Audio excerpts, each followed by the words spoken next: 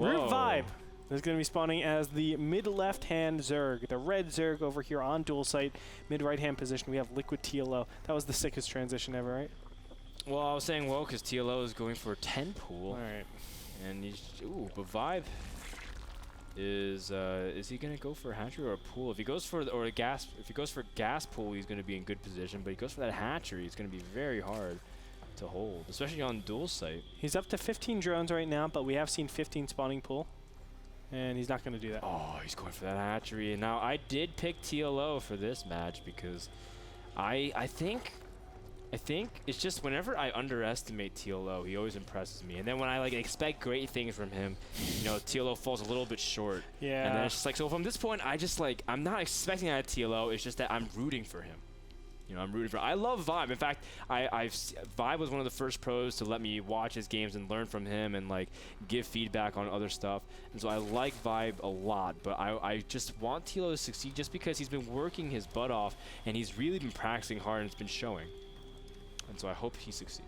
We'll see in a little bit. It's going to be all with his Zergling micro. Now, ViBe has spotted everything coming out. The Zerglings will run past the Overlord, and not only that, he sees that there's no hatch being made over here. So what does ViBe do? We'll see in a little bit. He is making additional drones, and he hasn't yet canceled this hatchery. I think that is the right decision. You don't want to do that until the very end. But look at this spine crawler being made. And of course, ViBe already knows about it. Now, a lot of drones are being pulled right now. He needs to go ahead and kill that spine crawler, but at the same time, protect as many of his drones as possible. Great micro. And is it going to be enough? Ooh, that spine crawler is just taking time, but a lot of those Zerglings are pretty weak. TLO immediately pulls back. A lot of those drones are in the orange. A fantastic job defending, but now the drones are really starting to fall, and the Zerglings are really going to work. The drone's still trying to get a surround, but oh, another surround on the Zerglings. And that spine crawler getting up, though, is still bad news. ViBe has 10 drones back. I don't know if that was the best thing to do, though. The spine crawler probably will go down here. Yes, it does. Needs to make sure those drones don't die to any of those spine crawlers. And there it is. Man. So look at that. ViBe actually stabilizes. He has a lot of position to cover. But the most important thing, let's look at the income tab, 10 to 14. That's a little bit difficult. But the fact of the matter is, ViBe has the ability to make queens. Queens can help very, very substantially in these positions. But it's still a toss-up. It's hard because ViBe needs like a good 4 or 5 minutes to actually let this hatchery kick in and have it be cost-efficient. I like that he said queens because he has 2 hatcheries, and so he can have more larvae. The only thing is that it's going to be hard to defend, so as a result, ViBe is forced to spend a lot of times at the bottom of his ramp.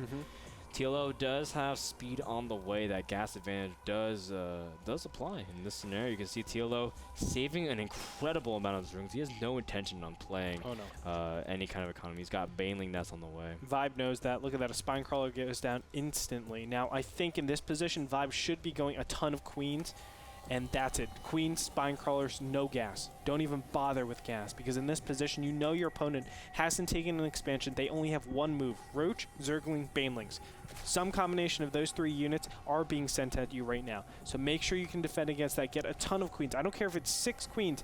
Do it. And then you will be able to defend, or hopefully you'll give yourself the best opportunity to defend. Yeah, you need to protect that ramp as best as you can, but with this many Zerglings, it's going to be insanely hard to hold. 30 to 5, Andre. It's going to... I mean, ViBe's now starting to just collect his gas. And, I mean, TLO with speed finishing, he can easily get a surround. If he just busts the ramp once, that's it. Precisely. I mean... And there it is. Just one time. Bangs are being made right now, and TLO trying to see if he can go for a surround. Does manage to get to the spine crawler, and really needs to separate his Zerglings out appropriately. But you can see the queens are dealing with a very nice transfuse immediately. Tries to even get another transfuse on. ViBe should be able to get it off. Get it? Oh, wow. He doesn't. Though. He had a transfuse over there. Now one queen. Whoa, he transfused at the last second. And this is the power of the queen these days. And I like the fact that he didn't actually spend anything, but it looks like he will actually get up here. The last queen that's blocking everything does go down. Wow, he picks off the Baneling. Unbelievable. Frodan My God, I can't believe we just held that off, but it's still going to be a difficult task to defend this. Yeah, and TLO is now making banelings while trying to keep the front rank occupied. You can see ViBe is now searching for the banelings, looking for something. Something is suspicious, but there's two banes about to morph, and those banes are going to go straight for the mineral line. The drones need to actually run, but they're running straight into the banelings, and TLO is completely okay with trading at that point because he does still have a lot more Zerglings on the way. Two queens are about to pop for ViBe, but the one queen's about to get trapped. Oh man, very, very tight scenario, but in the end, ViBe looks like he's actually stabilizing. TLO's just starting to expand, and TLO is also still making banelings back in the distance, but of course ViBe sees it with his Overlord. Can you believe this? TLO might be behind in this position.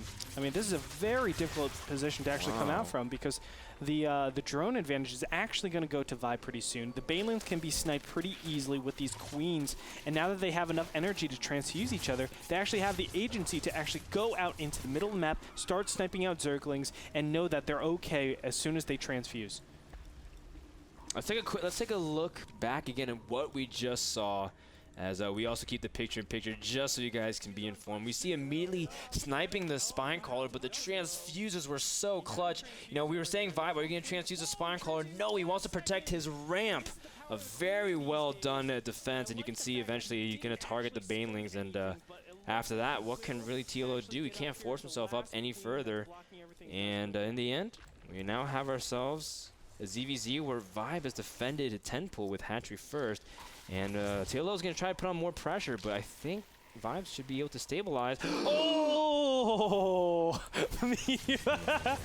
Oh my God, that bailing.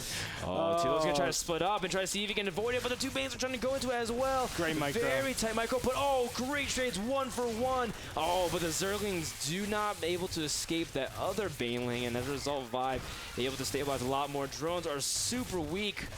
But ViBe doing a great job maneuvering, and in the end, that extra DPS from the queens, man, those are the ones that are really kicking it in and making ViBe, defend these really easily. Banelings are going to come in here, but not really explode on anything of use, in my opinion. Income Tapestry is 22-17. He has his hatchery down. He has 3 queens up. ViBe has equal tech, just about. I mean, he has the Baneling Nest, so his equal tech. ViBe is way ahead, man. Oh my God! ViBe won off of a 15 hatch against 10 pull, man. That is impressive. It's anything can happen, man. If you lose control of your units for 1 second, those Zerglings all of a sudden run to a Baneling. But ViBe has stabilized, and yeah, definitely won on that front. TLO now is trying to catch up in drone count, but the fact is he's got 1 queen. He's going to be behind in production for us a little bit of time. Actually, for a significant time, he doesn't even have a queen started. We can see a Roach Warren immediately started for ViBe as well. Oh, yeah. No Evo Chamber, because normally you can get that +1 in unison, but at this point, he just wants to get those Roaches out to stabilize because he knows TLO has been staying on links for a long time. This is not really a map where you like to go mutas, I think. Well, okay, mutas are good when you're ahead, but I think overall it's very hard to actually say it's going to pay off very well. Baneling's going to trade a little bit over here. But the main reason why I say that is because there's a lot of entry points, and you can never put spine crawlers in good positions to defend against incoming Roach Zergling Baneling timings. So mutas, a lot of times, is very risky to do it. If you are able to pull it off, it's great.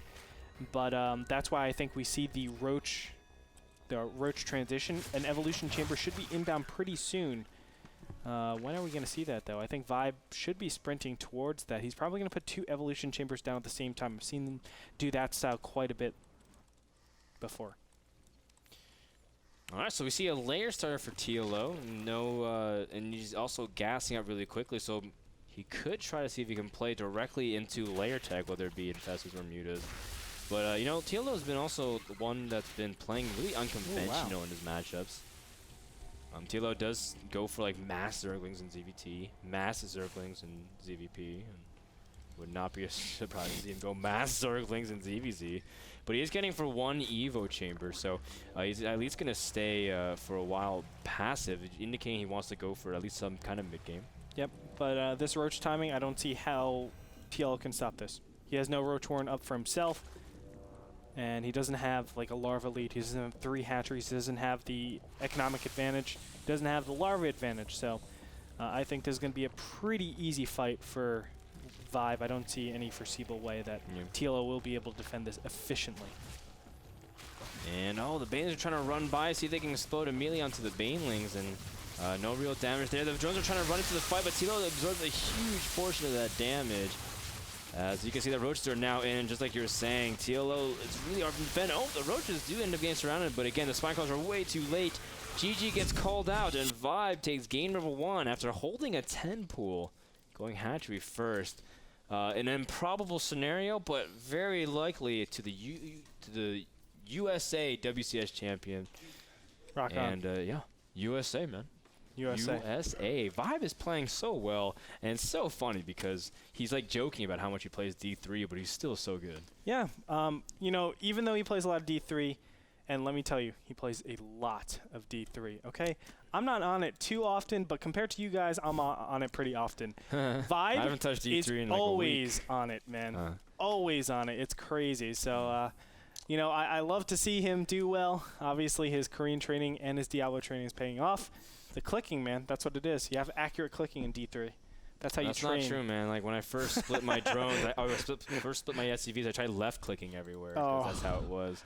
Everything is different in SC2 to G3, but nothing is different from ViBe winning compared to last weekend. And we'll see if he's able to keep it up in game number 2. So don't go anywhere. We want to thank, actually before we go, we want to thank Kingston HyperX for providing SSD and memory for NASL Season 3, as well as an SSD for the winner of the Sunday Showdowns, which was a fantastic set of weeks. We'll be back with game number 2, and it looks like already the next map has been chosen, Shire Temple. So a little tease for game number 2. Hang tight. We'll be back in just a minute.